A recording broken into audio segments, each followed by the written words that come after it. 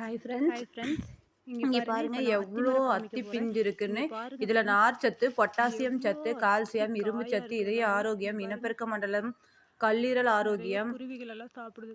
அனைத்து தெரியுதுங்களா சத்துக்களும் குருவி? இதுல இருக்குங்க.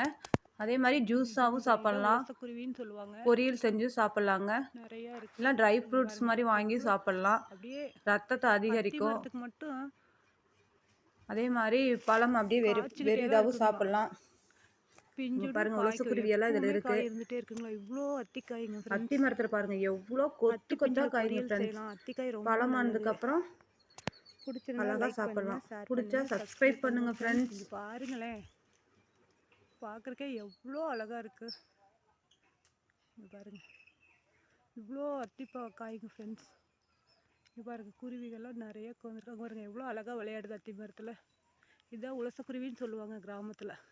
பிடிச்சிருந்தா லைக் பண்ணுங்கள், ஷேர் பண்ணுங்கள், சப்ஸ்கிரைப் பண்ணுங்கள் ஃப்ரெண்ட்ஸ்.